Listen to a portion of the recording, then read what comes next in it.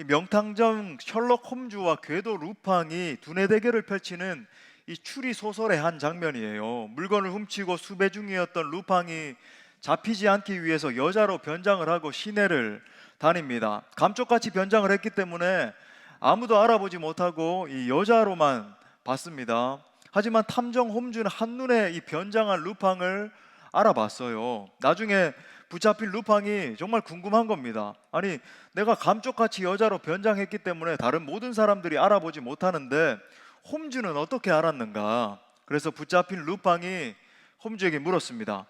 아니, 내가 여장을 했는데 여자가 아니라 남자인 것을 어떻게 아셨습니까? 이렇게 물으니까 홈즈가 이렇게 대답했어요. 그것은 아주 간단한 거요. 당신이 백화점 앞을 지나갔는데 아름다운 여자 옷들이 많이 걸려 있었지. 그런데 당신은 쇼윈도우에 한 번도 눈길을 주지 않고 지나가는 것을 보고 여자가 아니고 남자라는 사실을 알아차렸어. 여자라면 반드시 그 옷들에 관심을 가지고 쳐다볼 텐데 당신은 옷을 한 번도 쳐다보지 않았기에 남자라는 것을 알게 된 거예요. 여러분, 이처럼 사람은 누구나 자기가 관심을 기울이는 분야에 귀를 기울이고 눈을 돌리고 초점을 맞추게 되어 있는 겁니다. 아무리 바빠도 마음 가는 곳에 눈길을 주게 되어 있죠. 한 사람의 가치를 여러분 알기 원하십니까? 그러면 그가 사랑하는 대상을 보면 압니다. 이 시간 여러분 한번 생각해 보세요. 나는 과연 무엇을 사랑하는가? 나는 무엇을 가장 많이 생각하고 주목하는가? 그 속에 내 진정한 가치가 들어있는 것입니다. 혹시 여러분들의 마음을 이렇게 살펴봤을 때 내가 사랑하는 것이 혹시 돈이나 세상이나 쾌락, 어떤 취미 같은 것들은 아닙니까? 성도 여러분, 우리가 정말 사랑해야 할 대상은 하나님과 그의 나라인 줄 믿습니다. 그래서 주님도 이것이 첫 번째 계명이고 이것이 첫 번째로 섬겨야 될 대상이다 이렇게 가르쳐 주셨잖아요. 교회와 성도들은 무엇보다도 하나님을 알고 그분을 더 뜨겁게 사랑하는 것에 최고의 가치를 둬야 합니다. 동시에 성도인 우리는 하나님이 사랑하시고 하나님이 관심 기울이는 것에 초점을 맞춰야 돼요. 자, 그렇다면 하나님의 관심, 하나님의 마음은 어디에 있을까요? 요한복음 3장 16절, 우리 너무 어릴 때부터 외워왔던 그 말씀에 그 하나님의 관심이 들어있습니다. 우리 다 같이 읽겠어요. 시작. 하나님이 세상을 이처럼 사랑하사 독생자를 주셨으니 이는 그를 믿는 자마다 멸망하지 않고 영생을 얻게 하려 하심이라. 아멘. 여러분, 하나님의 관심은 바로 이 세상에 있습니다. 하나님은 이 세상을 사랑하시고 이 세상에서 죽어가고 있는 수많은 영혼들을 바라보시면서 정말 타는 듯한 안타까운 마음으로 바라보고 계시는 거예요. 그 사랑 때문에 그 사랑이 흘러 넘쳐서 죽음 가운데 놓여있는 인류를 구원하기 위해서 자기의 하나밖에 없는 독생자를 아낌없이 주셨잖아요. 이것이 여러분 복음입니다. 이게 복음이에요. 우리가 이번에도 이제 행축을 기획도 하고 기도하면서 우리 모두가 선포하면서 그죠? 열매로 이렇게 나무에 달았는데 제 눈에만 그렇게 보이는지 모르겠지만 이 나무의 열매들이 점점 더 풍성해지는 것 같아요. 시간이 가면 갈수록. 그 행축을 이제 진행하기 위해서 우리가 이제 사력을 다하고 있는데 여러분 왜 그렇게 하나요? 왜 우리가 뭐 기도도 하고 물질도 드리고 사람들 만나고 시간을 투자하고 그렇게 합니까? 한 영혼의 가치는 우리가 정말 우리 모든 것을 들여서 살 만한 충분한 가치가 있기 때문입니다. 그래서 성경도 한 영혼의 가치를 설명을 하면서 우리 너무 잘 아는 것처럼 천하보다 더 귀하다 그렇게 말하잖아요. 하나님이 이 한 영혼의 가치를 얼마나 비중 있게 두시는지를 그 말씀 가운데 이렇게 드러내신 거죠. 자, 그렇다면 우리는 어떠해야 할까요? 주님의 마음이 있는 곳에 나의 마음도 함께 있어야 할 줄 믿습니다. 자, 오늘은 행축을 정말 그렇게 한 주를 앞두고 우리가 주님의 마음을 더 깊이 이렇게 알기를 원해요. 말씀을 통해서 한 영혼을 정말로 뜨겁게 사랑하시고 소중히 여기시는 그 주님의 마음을 깨달아서 이번 행축을 통해서 그 천하보다 귀한 한 영혼 건져내는 우리 모든 주의 권속들 될 수 있기를 축복합니다. 자, 크게 두 가지로 살펴보겠습니다. 첫 번째는 과연 예수님의 심정은 무엇인가 라는 거예요. 예수님의 심정이 뭔가? 자, 오늘 말씀해 보니까 산상설교를 마치신 예수님이 갈릴리 주변에 이 성읍들과 촌락들을 두루 다니셨습니다. 다니시면서 그냥 뭐 이렇게 다니신 게 아니죠. 하나님 나라 복음을 선포하셨어요. 그리고 그 하나님 나라 복음의 사역의 특징이 뭐라 그랬습니까? 많은 병든 자들을 치유하시고 또 귀신 들린 자들이 있으면 그 귀신을 쫓아내시고, 이게 이제 하나님 나라가 임하는 것의 특징이라고 제가 말씀을 드렸죠. 하나님 나라가 임할 때 그런 놀라운 역사들이 일어나는 겁니다. 그런 사역들을 하신 거예요. 여러분, 우리가 신앙생활을 할 때 굉장히 중요한 점이 있는데, 예수님의 시각이 어디에 있는가를 인식하는 것이 여러분 너무나 중요합니다. 여러분이 인생길을 걸어갈 때, 신앙생활을 할 때 예수님의 시각이, 예수님의 눈이 과연 어디를 향하고 있는가, 내 개인의 삶에서도 그렇지만은 사역적인 측면에서도 예수님이 지금 무엇에 집중하고 계시고 예수님이 그것을 바라보시는 관점, 예수님의 마음이 무엇인가를 파악하는 것이 중요하다고요. 예수님의 눈을 오롯이 주목하는 게 중요합니다. 왜 그런가요? 그것을 알 때 우리가 다른 어떤 좀 이렇게 중요하지 않은 부차적인 것들에 주목하지 않고 정말로 중요한 것에 초점을 맞춰서 과업을 성취할 수 있기 때문에 그렇습니다. 자, 오늘 본문에서 보세요. 예수님의 시각이 어디에 있는가를 한번 보십시오. 지금 예수님은 다름이 아니라 사람들을 주목해서 보고 계시네요. 그런데 예수님께서 목격하신 사람들의 삶과 형편을 한번 보십시오. 형편없는 거예요. 형편없었습니다. 더 정확히 이야기를 하자면 예수님이 바라보시는 것은 사람들만이 아니라 사람들의 심령을 보셨는데, 그들의 상태를 보니까 참담함 그 자체였습니다. 이들을 바라보시는 예수님의 마음은 안타까움과 비통함의 마음으로 가득 찼어요. 자, 그 예수님의 마음이 오늘 본문에서 드러납니다. 36절 상반절에 보니까 이렇게 말해요. 무리를 보시고 불쌍히 여기셨다.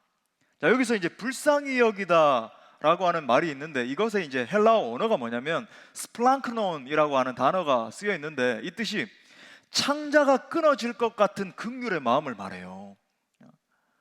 이것은 마치 이렇게 비유할 수 있을 것 같아요. 어머니가 아이를 이렇게 10달 동안 품은 다음에 해산을 하잖아요. 근데 그 해산의 고통을 참는 이유가 뭡니까? 그 아이를 사랑하기 때문에, 그리고 그 해산의 고통이 이미 내 몸 가운데 이렇게 남아있기 때문에 뭐 삶 가운데 힘든 일이 있고 어려운 일이 있어도 그 아이를 끝까지 품잖아요. 해산의 고통의 마음으로 아이를 사랑하는 겁니다. 마치 그런 마음을 말하는 거예요. 창자가 완전히 끊어질 것 같은 그런 마음을 가지고 애통한 마음, 긍휼의 마음으로 그 영혼을 품는 겁니다. 자, 그렇다면 지금 예수님이 느끼고 계시는 이 마음은 과연 어디서부터 비롯된 마음인가? 근본적으로 보면 여러분, 이 마음은 죄인들을 사랑하시는 하나님 아버지의 마음으로부터 비롯되었습니다. 그래서 그것에 대해서 시편 기자가 이렇게 노래했거든요. 시편 2편 7편에 보니까 여호와께서 내게 이르시되 뭐라 그래요? 너는 내 아들이라, 내 딸이다. 오늘날 내가 너를 낳았노라. 이어지는 뒷부분에서 예수님이 이스라엘을 이렇게까지 불쌍히 여기신 이유가 있는 거예요. 내가 낳은 그 아들, 내 창자가 다 뒤틀릴 정도로 사랑하는 그 마음으로 품으신 이유가 나옵니다. 26절 하반에 보니까 이는 그들이 목자 없는 양과 같이 고생하며 기진함이라. 한마디로 이스라엘을 보니까, 이 백성들을 보니까 목자 없는 양과 같이 보였다는 거예요. 영적 지도자의 부재를 말합니다. 영혼을 이끌어줄 사람이 없이 방치되어 있는 그들의 상태를 말하는 거예요. 즉, 이 사람들 안에 있는 깊은 이 영적인 결핍 상태를 읽으시고 그것에 대해서 지금 슬퍼하고 계시는 거예요. 여러분, 목자를 잃어버린 양, 그죠? 목자가 없이 그냥 이게 양이 덩그러니 놓여 있는 거예요. 그런 모습을 여러분 상상이나 할 수 있겠습니까? 사실 여러분, 본질적으로 양은 목자 없이는 살 수 없는 동물이에요. 제가 이제 몽골에 2번 정도 이제 선교를 위해서 간 적이 있습니다. 그런데 여러분, 몽골 가면은 정말로 대초원이에요. 이렇게 막 푸른 초원이 막 몇 시간을 달려가도 그렇게 초원이 펼쳐집니다. 물론 이제 겨울에 가면 굉장히 춥고 영하 한 40도까지 막 떨어지고, 여름에 가면 그래요. 그러니까 겨울엔 너무 추워서 선교하기가 힘들고 이제 여름에 보통 가는데, 가면 그 초원이 그냥 이렇게 놓여 있는 게 아니라 양들이 계속 이렇게 볼 수 있거든요. 양들이 모여 있는 모습을. 근데 양들이 이제 낮에는 이렇게 쫙 목자가 이제 풀어놓죠. 그러면 성경의 원리가 그대로 보입니다. 놀라워요. 양들 틈에 꼭 누가 껴 있는지 아십니까? 맞아요. 예, 염소가 꼭 그렇게 한 마리씩 이렇게 껴 있어요. 양들만 있는 게 아니라 염소들이 이렇게 딱 있습니다. 그런데 여러분, 이 양의 모습이 굉장히 놀라워요. 양을 이렇게 가만히 이렇게 내버려 두고 방치해 두면 어떻게 되냐면, 시간이 가면 갈수록 1시간, 2시간 흐르면 이 양들이 그 주변에 모여 있는 게 아니라 막 흩어지기 시작해요. 막 갈 길 몰라 방황하는 것처럼 저 멀리 갑니다. 놀라워요, 여러분. 양이 시력이 어두워서도 그렇지만은 굉장히 이렇게 좀 어리석다 그래요. 지능 지수가 조금 이렇게 낮다라고 그럽니다. 그러다 보니까 막 갈 길 몰라 방황하게 되고, 이걸 이제 하루 종일 내버려 두면 어떤 일이 일어날까요? 심지어는 막 저 절벽 끝에 가서 막 떨어지기도 하고, 잘 보이지도 않고 어리석고, 그러다 보니까 막 동물이 와서 물어가고 해도 아무런 반항도 하지 못하고 그냥 이렇게 물려가지고 잡혀서 죽고, 뭐 그런 일이 일어나는 거죠. 여러분, 말 그대로 양은 목자 없이 살 수 없어요. 마치 이런 모습과 같이 예수님이 자기 자신에게 나오는 수많은 이 군중들, 무리들의 모습을 바라보니까 그 영혼의 목자가 없음을 바라보고 계시는 거죠. 방황하고 유리하고 결국은 영원한 사망 상태 가운데 처해지게 될 것을 보신 겁니다. 여러분, 이건 어떤 단순한 감상적인 느낌을 말하는 게 아니에요. 예수님이 감수성이 굉장히 풍부하셨기 때문에 양들을 바라보시면서 막 애틋한 마음을 느끼셨다. 물론 우리 예수님 참 지각에 뛰어나시고 감수성도 풍부하시고 그런 분이셨지만은, 여러분, 예수님의 이 마음은 본질적으로 죄와 그것의 결과인 사망으로 인해서 고통을 겪는 인간 실존을 바라보시는 우리 주님의 상한 마음입니다.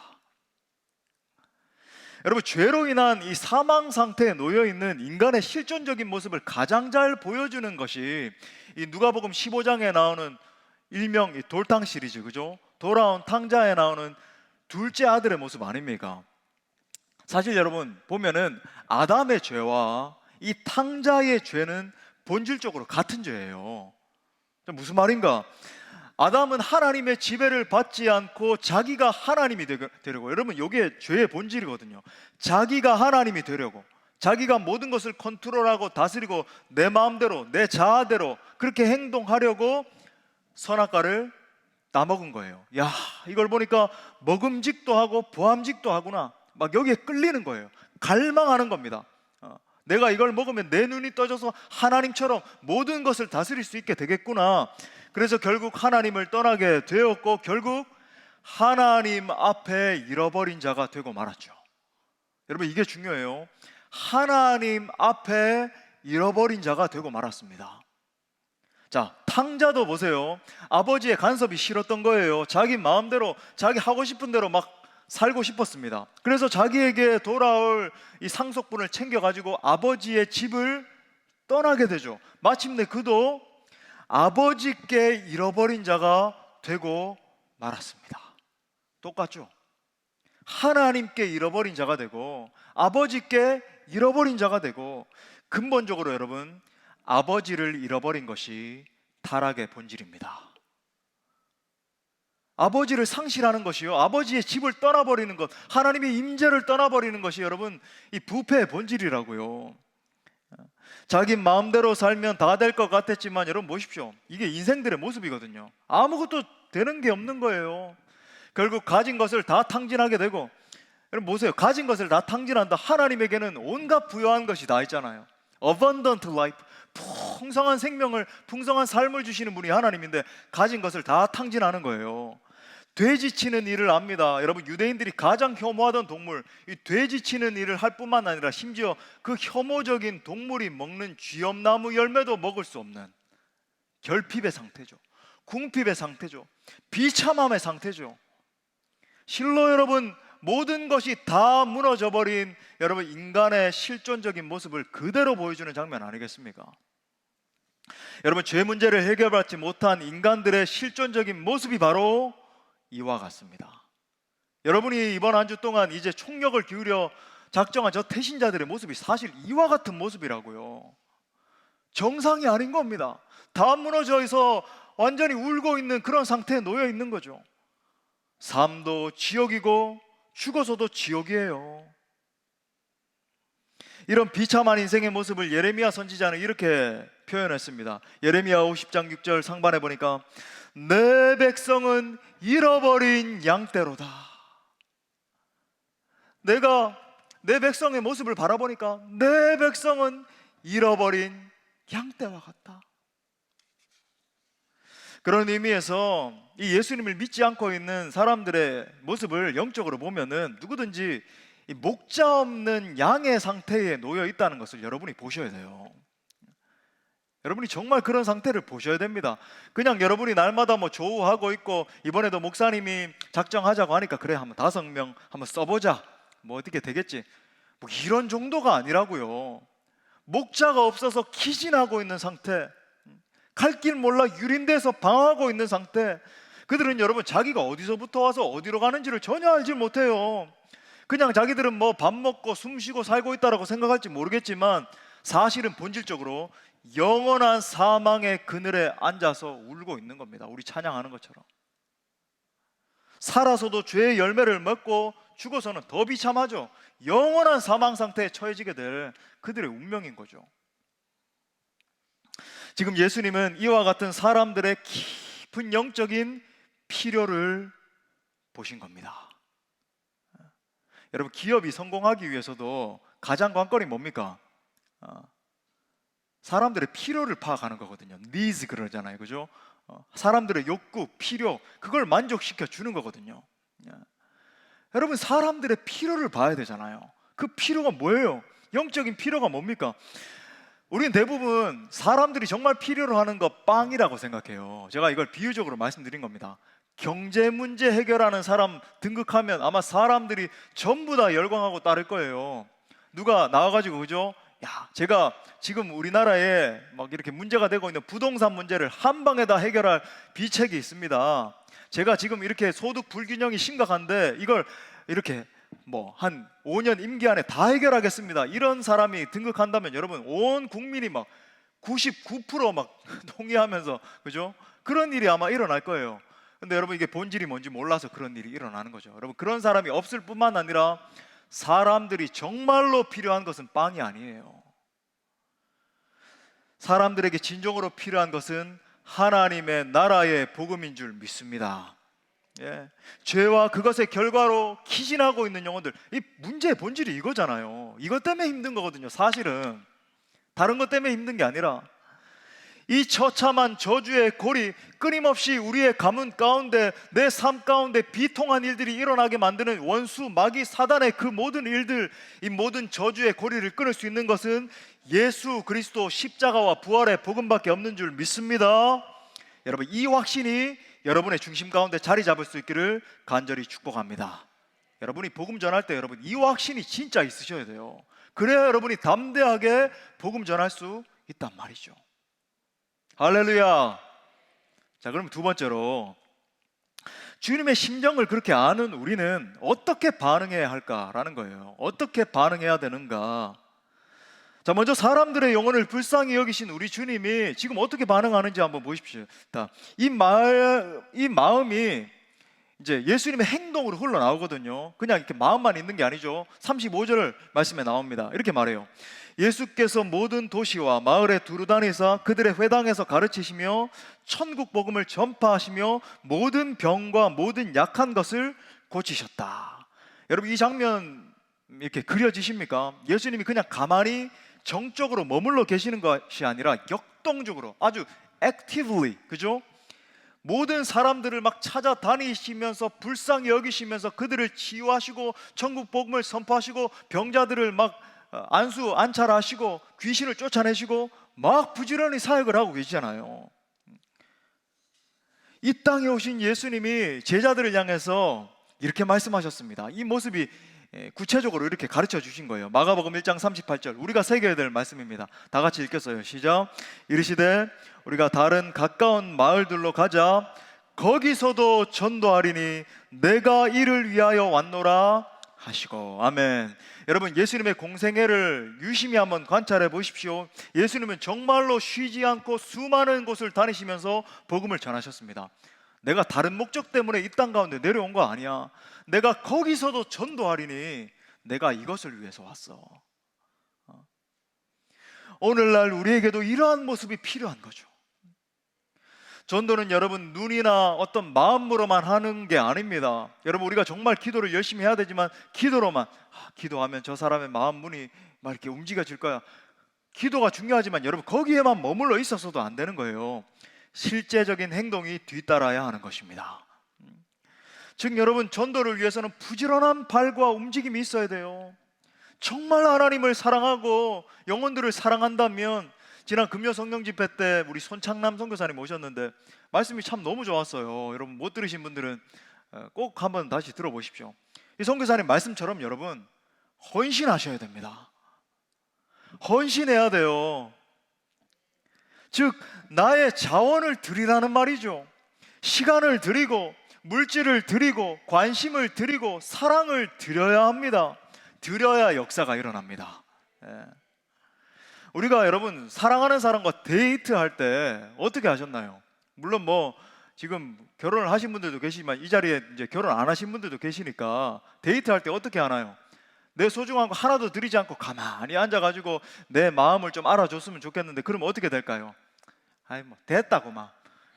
여러분, 이 자리에 결혼한 대상도 없고, 여러분 우리 솔로 분들은 결혼 못합니다. 그래가지고는 드리잖아요. 내 소중한 것을 드리고 시간을 드리고 물질을 드리고, 저 사람이 과연 무엇을 좋아할까 막 노심초사하는 마음으로 찾아가서 제 사랑하는 누구누구 막 이렇게 꽃도 드리고, 그죠? 쭈뼛쭈뼛 하면서 드려야 일이 일어나는 것 아니겠습니까? 헌신하지 않는데 여러분, 어떻게 사람의 마음을 얻을 수 있겠느냐는 거죠.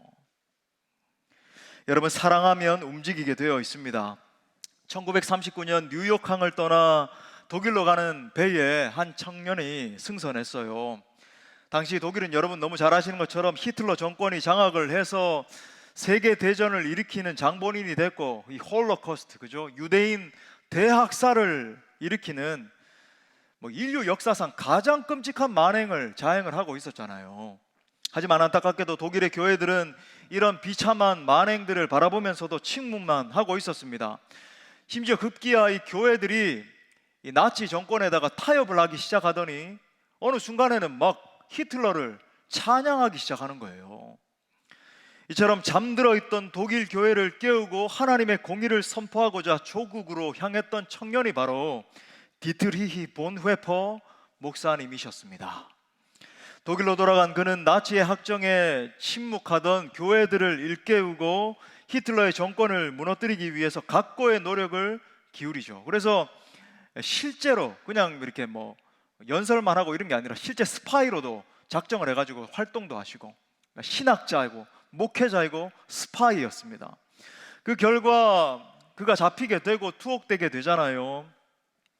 한편 그가 이제 미국에서 학문을 할 때에 그의 학문이 굉장히 탁월했기 때문에 천재적인 신학자다, 이런 별명이 있었거든요. 그래서 유니온 신학교를 중심으로 해서 이 디트리 본헤퍼 목사님을 구출해내기 위해서 막 각고의 노력을 기울입니다.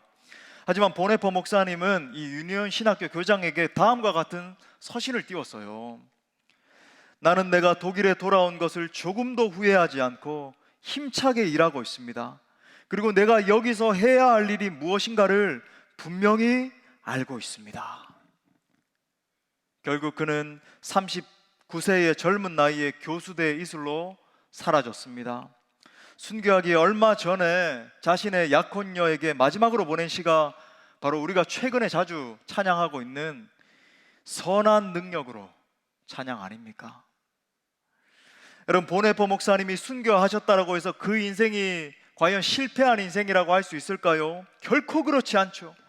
그는 자신이 무엇에 집중해야 되고 무엇을 행해야 하는지를 정확하게 알고 있었던 사람이었습니다.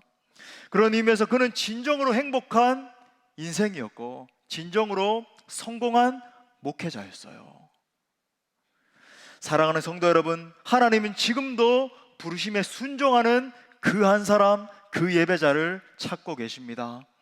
기쁨으로 순종하는 그 사람, 하나님 말씀하시면 다른 모든 사람들이 등 돌리고 순종하지 않는다 할지라도 내가 여기 있습니다, 제가 주님 앞에 순종하겠습니다, 마치 본회포 목사님처럼 어떠한 위협이 있다 할지라도 제가 주님의 이 말씀에 순종하며 나아가기를 원합니다, 헌신하는 그 한 사람을 붙잡으셔서 그분의 위대한 일을 위해서 사용해 주시는 거예요.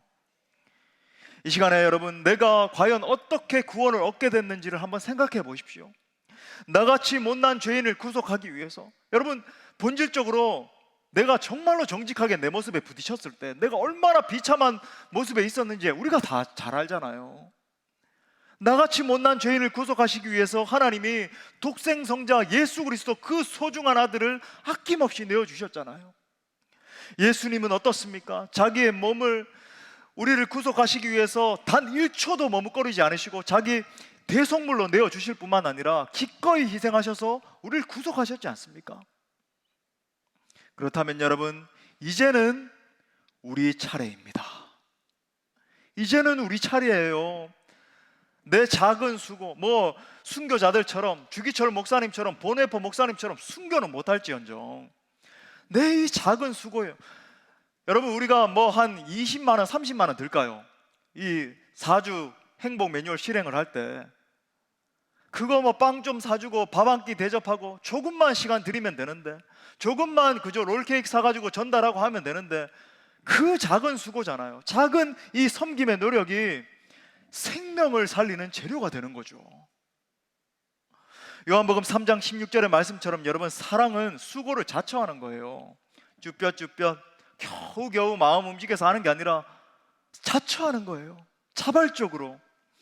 마치 여러분, 이런 비유 들까요? 새벽에 어린아이가 울면 어머니가 주저합니까? 주저하지 않죠.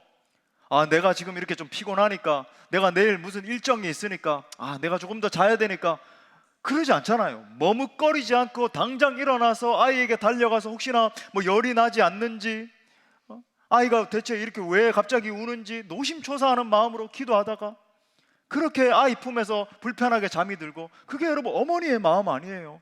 마찬가지입니다. 우리를 향하신 하나님의 사랑은 결코 추상적인 것이 아니죠. 그러므로 사랑하는 형제 자매 여러분, 가치 있는 일에 인생을 투자하십시오. 유한한 가치가 아니라 영원한 가치, 하나님 나라의 가치, 바로 그것을 위해서 여러분의 인생을 드리십시오. 저는 여러분 모두가 그런 진정한 축복의 사람들 될 수 있기를 축복합니다.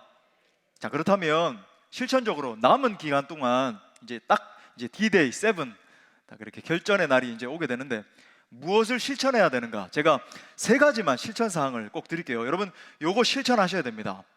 실천하실 거죠?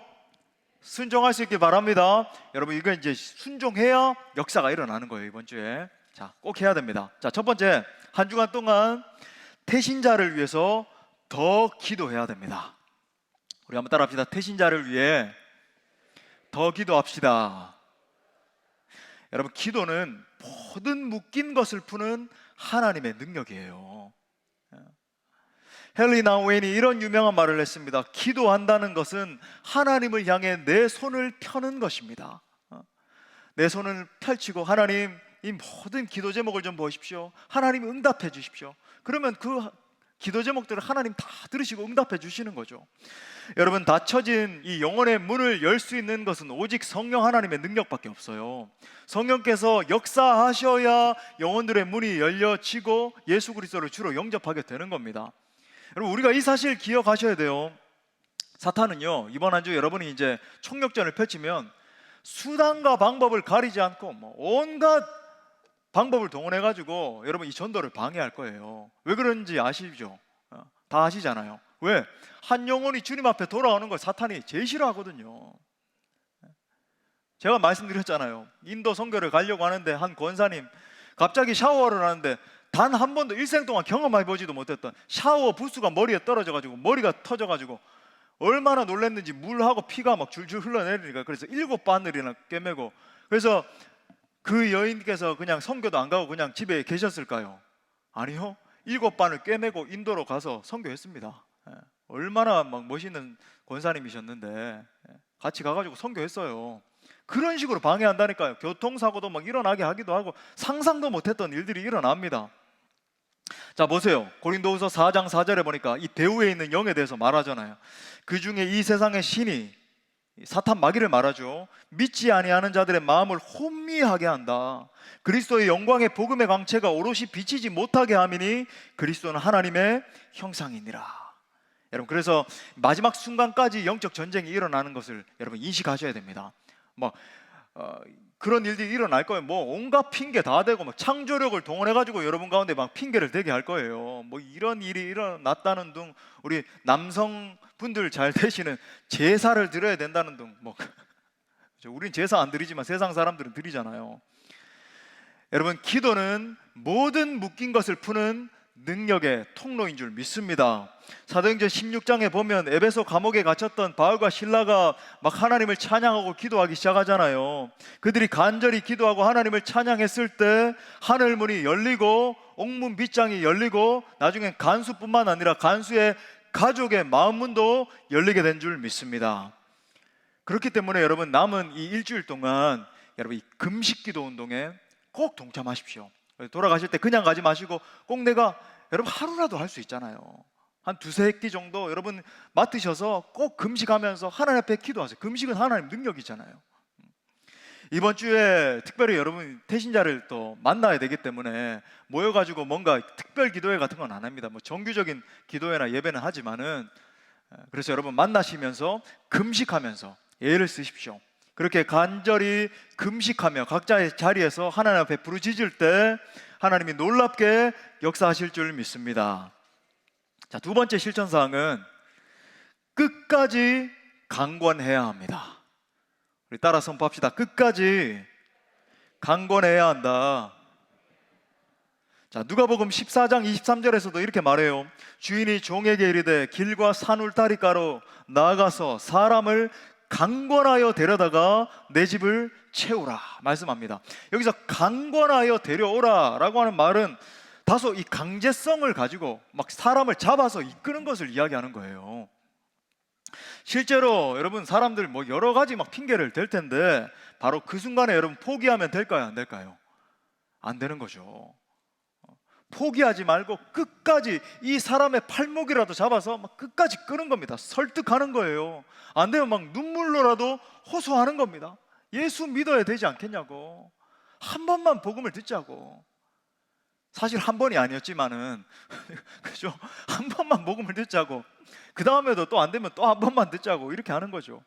여러분, 우리의 마지막 전략은 강권이에요. 강권하는 겁니다.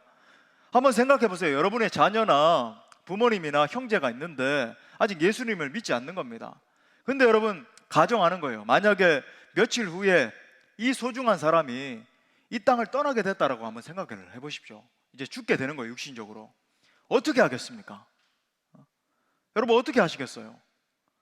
어떻게 해서라도 이 생명의 복음을 들려주기 위해서 잠깐만 한번 기다려봐, 내가 사형리라도 읽어줄게, 복음을 선포하고 예수님 믿어야 돼, 예수님 믿어야 돼, 강권하시지 않겠냐고요. 여러분, 그런데 이 마음이 사실 누구의 마음인지 아십니까? 우리를 구속하신 하나님 아버지의 마음입니다. 이 칼빈주의 5대 교리 중에서 불가항력적인 은혜가 있잖아요. Irresistible grace. 다른 말로 하면 저항할 수 없는 은혜. 그죠? 저항할 수 없는 은혜. 여러분, 이 교리 속에 포기하지 않으시는 하나님의 사랑이 담겨 있잖아요. 하나님의 사랑이 우리를 포기하지 않았기 때문에 저와 여러분이 구속함을 받고 이 자리에 앉아 있는 것 아니겠습니까? 우리가 아무리 피하려고 저항하고 떠밀려고 해도 우리를 향하신 그 폭포수와 같은 사랑이라 그럴까요? 넘치는 사랑이요, 저항할 수 없는 그 사랑과 은혜가 우리를 찾아냈기 때문에, 우리를 사로잡았기 때문에 저와 여러분이 구원받은 줄 믿습니다. 마찬가지예요. 여러분도 포기하시면 안 되는 겁니다. 여러분도 포기하시면 안 되는 거예요. 혹시 그래도 그 영혼이 계속 이렇게 주저하고 그러면 어떻게 합니까? 마지막 순간까지라도, 여러분 마지막 토요일 밤까지라도 강권해서 생명의 말씀을 듣게 해야 되는 거예요. 애원이라도 하면서. 여러분 아시잖아요. 이 롯의 가족이 소돔과 고모라에 있을 때 천사가 내려와서 이들이 구출해내기 위해서 어떻게 합니까? 이들이 주저하고 있으니까 말을 해도 안 되니까 막 팔목을 잡아가지고 끌면서 너희 나와야 돼, 나와야 돼. 뭐 그렇게 하잖아요. 끝까지 우리가 강권하고 또 강권할 때 영혼들이 움직이는 역사가 일어날 것입니다. 자, 마지막 세 번째 실천상, 최종적으로 결신할 수 있도록 이끌어야 합니다. 등록하는 거예요. 쉽게 말해서 등록할 수 있도록 이끄는 거예요. 여러분이 이제 5명을 작정을 이렇게 쭉 하셨는데 뭐 2명, 3명 하신 분도 계시지만 이제 5명 하신 분들이 대부분이잖아요. 그러니까 지금쯤 되면 이제 한 2-3명 정도 되는 이제 후보군이 이렇게 선정이 됐을 거예요. 막 한두 명은 아직도 쭈뼛쭈뼛 하는 지체가 있을 수도 있고 이제 마지막 총력전을 해야 되는데 한 2-3명 이제 후보군이 생긴 겁니다. 1차적인 목표는 다음 주에 나와서 이 생명의 복음을 듣게 만드는 거예요. 제가 막 여러분에게 증거하는 거, 평소에 증거하는 것처럼 막 레디컬하게 그렇게 증거하지는 않습니다. 이제 처음 오는 분들이니까 처음 오는 분들에 맞게끔 조금 편안하게 이렇게 들을 수 있는 복음을 증거를 하는 거예요. 이제 목표는 뭐냐면 사람이 이제 한 번 온다라고 해서 막 신앙이 확 생겨지고 그런 경우도 있어요. 실제로 성령께서 역사하시면 막 문지방만 들어오고도 우리 지체들 가운데도 있거든요. 한 2-3번 왔는데 눈물이 막 쏟아지면서 삶이 완전히 바뀐 그런 지체가 실제로 있습니다. 그런데 대부분은 사실은 이제 시간이 필요하잖아요. 점점 시간이 가면서 믿음이 자라는데 그럼 어떻게 해야 될까요? 재방문하고 삼방문할 수 있도록 여러분이 계속 이끌어 주셔야 돼요. 계속 요거 끝났다고 해서 이제 끝났다 이게 아니라 밥도 사 먹이고 막 전략적으로 그죠? 막 집 앞에 찾아도 가고 그렇게 하셔야 됩니다. 그래서 중요한 게 있어요. 여러분 행축 당일 결신하는 시간에 여러분이 함께 결신하실 수 있도록 좀 이끌어 주셔야 돼요. 왜냐하면 처음 오시는 분들은 마음에 이렇게 좀 부끄러운 마음이 있기 때문에 일어나시라고 우리 결신하는 시간이 있거든요. 우리 새로 오신 분들은 잘 모를 수 있는데 마지막에 이제 일어서시라고 이렇게 동원을 하는데 부끄러운 마음 때문에 이렇게 못 일어날 수 있습니다. 그러면은 여러분이 같이 손을 잡고 일어나 주셔야 돼요. 여러분이 같이 일어나 주셔야 됩니다.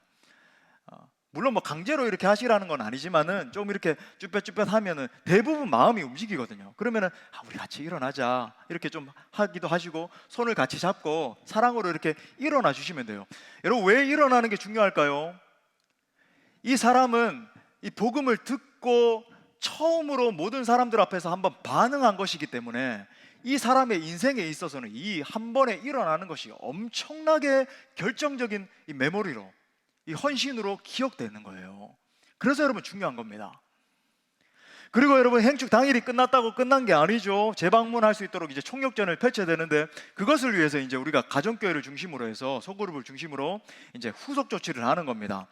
이제 먼저는 이제 오는 첫 번째 6월 첫 번째 주일에 가정교회 모임에 꼭 초청을 하십시오. 그래서 이제 밥을 먹이면서 함께 사랑의 교제를 나누는데 그때는 이제 특별히 이제 평소에 하는 것처럼 말씀 나누고 그건 좀 자제하기로 했어요. 자제하면서 행복한 대화 나누고 그렇죠? 내가 예수님을 만나서 이렇게 행복해졌습니다. 우리 가정교회 리더들이 그렇게 이끌어 주는 대로 그런 대화 나누고 자 그렇게 할 때 여러분 그날의 주인공은 누구일까요?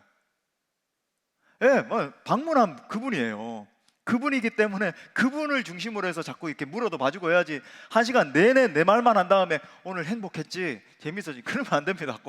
이게 좀 물어봐주면서 참 이렇게 살아왔던 인생도 나누면서 식사하면서 그렇게 행복한 시간 가지시고 그 다음 주에 또 이제 우리가 연합 가정교회 모임을 합니다. 그때는 이제 집에서 모이는 게 아니라 함께 소풍 갈 거예요. 그래서 우리가 조금 재정도 많지는 않지만 그래도 이렇게 교회가 지원도 해드리고 해서 김밥도 먹으면서 그죠 뭐 잡기놀이도 하고 윷놀이도 하고 뭐 그렇게 하시면서 행복한 시간을 함께 보내시는 거예요. 그렇게 자꾸 이 영혼들이 올 수 있도록 그래서 친근해질 수 있도록 이끌면 여러분 이 모든 과정들이 더해져서 영혼의 결실로 열매 맺게 될 것입니다. 할렐루야. 반드시 그렇게 될 것입니다. 여러분 믿음을 가지고 반드시 그렇게 된다는 믿음을 가지고 소망을 가지고 그렇게 하십시오. 말씀의 결론을 맺겠습니다. 자 오늘 이 37절 말씀에 보면 예수님의 마음이 나와요. 우리 예수님 제자들 바라보시면서 이렇게 말씀하시네요. 보니까 이에 제자들에게 이르시되 추수할 것은 많되 일꾼이 적으니. 우리는 더 이상 교회에 데려올 사람이 없다라고 말합니다. 세상을 보십시오, 목사님. 세상은 우리에게 이렇게 비난의 화살을 쏘고 핀잔을 내뱉고 이렇게 하는데 어떻게 전도할 수 있겠습니까? 아니요. 그건 이 세상의 관점이에요. 우리가 생각하는 관점이에요. 우리 주님 뭐라 말씀하시냐면 아직도 추수할 사람들이 너무나 많이 있다라고 역설하시잖아요. 아직 복음과 진리를 받아들일, 여러분 복음 전해보면 그런 영혼들이 있거든요. 정말로 마음문을 열고 누가 내게 와가지고 주의 복음을 들려주기를 기다리고 있는 영혼들이 많이 있다라고 주님 말씀하세요. 눈이 열리면 마음도 열리는 겁니다. 우리에게 여러분 이런 눈이 열렸는데 어떻게 가만히 있을 수 있겠습니까? 전도자 디언 무디 목사님이 시카고 집회를 가는 길에 거리에 갑자기 엎드려서 막 통곡을 하기 시작하는 거예요. 주최 측에서 깜짝 놀라면서 목사님 혹시 뭐 어디 아프신가요? 가정에 무슨 일이 있으신가요? 위로를 했습니다. 그때 무디 목사님이 이렇게 대답했다 그래요. 여러분, 이 거리에 저렇게 많은 사람들이 다니고 있는데 지금 저들이 어디를 향해 가고 있습니까? 저들이 지옥에 가서 멸망당할 것을 생각하니 너무나 마음이 아파서 울지 않을 수 없습니다. 여러분, 이것이 지금도 죽어가고 있는 수많은 영혼들을 바라보시는, 우리가 작정한 저 태신자들을 바라보시는 하나님 아버지의 마음입니다.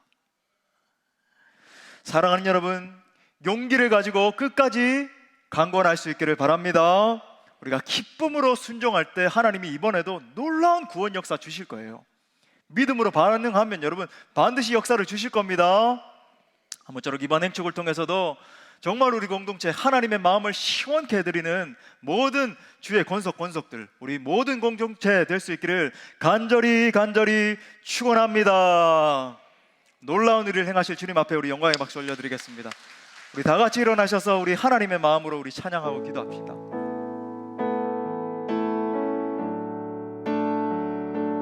이 찬양의 가사가 여러분 우리 예수님 마음이에요. 사망의 그늘에 앉아, 사망의 그늘에 앉아 죽어가는 나의 백성들, 절망과 굶주림에 갇힌 저들은 내 마음에 오랜 슬픔, 고통의 멍에에 매여 울고 있는 나의 자녀들, 나는 이제 일어나 저들의 멍에를 꺾고 눈물 씻기기 원하는데 누가 내게 부르짖어, 누가 내게 부르짖어 저들을 구원케 할까? 누가 나를 위해 가서 나의 사랑을 전할까? 나는 이제 보기 원하네. 나의 자녀들 살아나는 그날 기쁜 찬송 소리 하늘에 웃음소리 온 땅 가득한 그날, 이 시간 다시 한 번 더 예수 그리스도의 마음을 바라보며 사망의 그늘에 앉아, 사망의 그늘에 앉아 죽어가고 있어요. 죽어가는 나의 백성들, 절망과 굶주림에 갇힌 저들은 내 마음에 오랜 슬픔, 그들은 고통의 멍에 매여 있습니다. 고통의 멍에에 매여 울고 있는 나의 자녀들,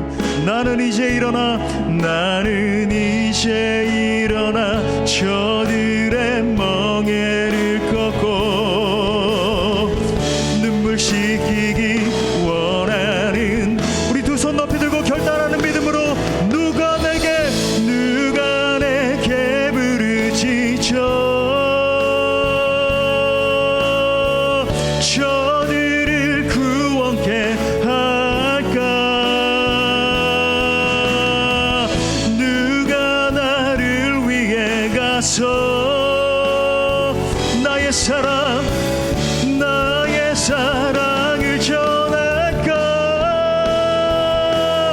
나는 이제 보기 원하네 나의 자녀들 살아나는 그날 기쁜 찬송 소리 하늘에 웃음소리 온 땅 가득한 누가 내게 부르짖어 누가 내게 부르짖어 저들을 구원케 할까 누가 나를 위해 가서 나의 사랑을 전할까 나는 이제 보기 원하네 나의 자녀들 살아나는 그날 기쁜 찬송 소리 하늘에 웃음소리 온 땅 가득한 그날 이 시간 머리를 바라보시며 불쌍히 여기시는 우리 주님의 마음을 함께 바라봅시다. 우리 주님은 지금도 창자가 끊어질 것 같은 긍휼의 마음으로 영혼들을 바라보고 계세요. 그리고 그 주님 지금도 우리 가운데 이렇게 말씀하고 계십니다. 추수할 것은 많은데 저 죽어가고 있는 영혼들은 정말 많은데 일꾼이 너무나 없다는 거예요. 내 마음을 시원케 할 그 사람은 과연 어디 있냐는 겁니다. 이 시간 주님의 음성 앞에 우리 반응하며 기도합시다. 지금도 일꾼을 찾고 계시는 예수님의 음성에 주님 제가 순종하기를 원합니다. 남은 한 주 저를 사용하셔서 잃어버린 영혼들을 건져내게 하여 주옵소서. 이번 한 주 더 집중적으로 강권할 때 영혼들이 주께 돌아오는 역사가 일어나게 하여 주옵소서. 하나님 우리를 사용하소서. 나를 사용하소서. 통성으로 기도합시다. 주여